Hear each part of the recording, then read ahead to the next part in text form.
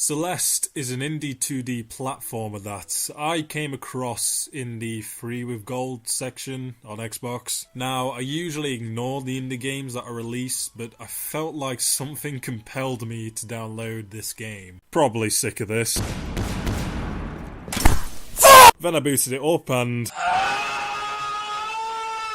the game wastes no time. It's just like, this is your jump, this is your climb, this is your dash. Good luck, 'cause you're gonna want to die with a plug socket by the end of this. But no, on a serious note, the game only uses these mechanics and it's astonishing how many ways they gave you to utilize them. The game expects you to learn everything else through trial and error, whether it's gaining momentum from dash platforms or replenishing your dash after a bubble shuffle.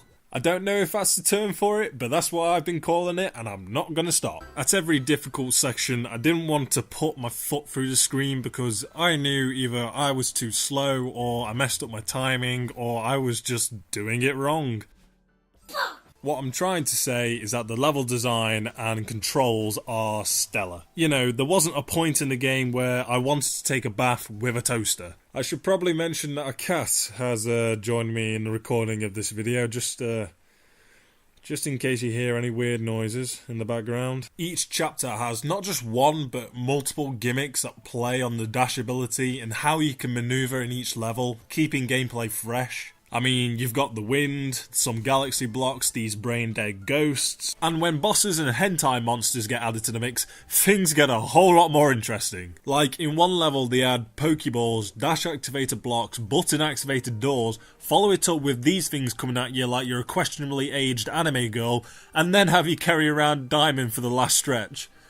The gameplay just doesn't get boring. Could you not?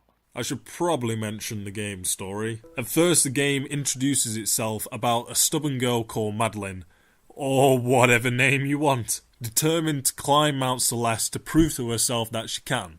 But what transpires over the course of the game is quite a deep look into depression and anxiety. I mean, the game literally talks about what depression feels like in a 2D platformer, with voices that sound like this.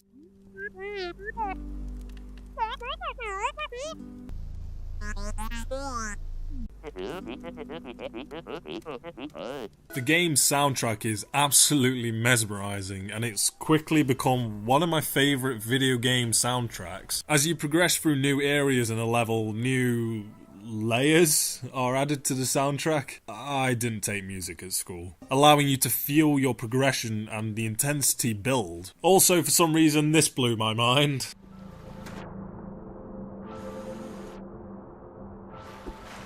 The game also has additional side challenges such as these strawberries you can collect, as well as these crystal hearts that help you progress through an extra endgame level, as well as B-sides of levels that are harder alternatives. The game itself took me over 8 hours to complete, with the additional side stuff still taking up time I should be using to pay my taxes, buying food, and finding my kids.